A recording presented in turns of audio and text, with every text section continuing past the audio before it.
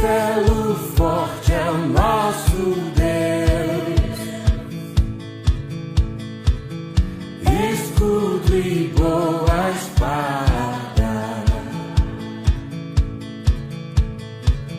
com seu poder defende os seus,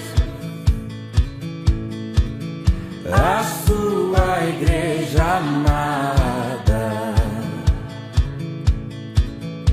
com força e com furor, nos prova o tentador, com artimanhas traz e astúcias infernais, iguais não há na terra.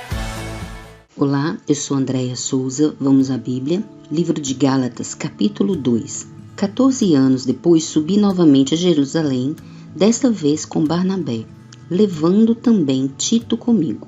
Fui para lá por causa de uma revelação e expus diante deles o evangelho que prego entre os gentios, fazendo-o, porém, em particular, aos que pareciam mais influentes, para não correr ou ter corrido inutilmente. Mas nem mesmo Tito, que estava comigo, foi obrigado a circuncidar-se, apesar de ser grego.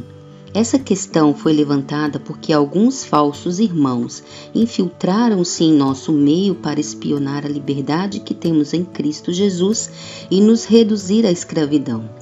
Não nos submetemos a eles nem por um instante, para que a verdade do Evangelho permanecesse com vocês.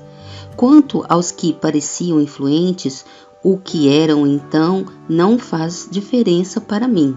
Deus não julga pela aparência.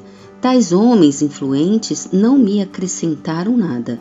Ao contrário, reconheceram que a mim havia sido confiada a pregação do Evangelho aos incircuncisos, assim como a Pedro aos circuncisos.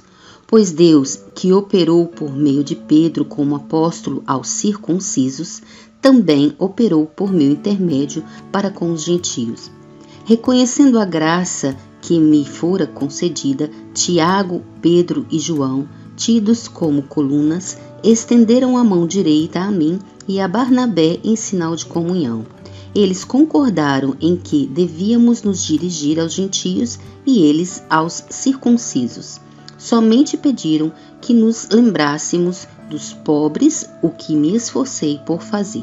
Quando, porém, Pedro veio a Antioquia, enfrentei-o face a face por sua atitude condenável, pois antes de chegarem alguns da parte de Tiago, ele comia com os gentios. Quando, porém, eles chegaram, afastou-se e separou-se dos gentios, temendo os que eram da circuncisão. Os demais judeus também se uniram a ele nessa hipocrisia, de modo que até Barnabé se deixou levar. Quando vi que não estavam andando de acordo com a verdade do Evangelho, declarei a Pedro diante de todos: você é judeu, mas vive como gentio e não como judeu. Portanto, como pode obrigar gentios a viverem como judeus? Nós, judeus de nascimento e não gentios pecadores, sabemos que ninguém é justificado pela prática da lei, mas mediante a fé em Jesus Cristo. Assim, nós também cremos em Cristo Jesus para sermos justificados pela fé em Cristo e não pela prática da lei, porque pela prática da lei ninguém será justificado. Se, porém, procurando ser justificados em Cristo, descobrimos que nós mesmos somos pecadores, será Cristo então ministro do pecado? De modo algum. Se reconstruo o que destruí, provo que sou transgressor. Pois por meio da lei eu morri para a lei, a fim de viver para Deus. Fui crucificado com Cristo. Assim já não sou eu quem vive, mas Cristo vive em mim.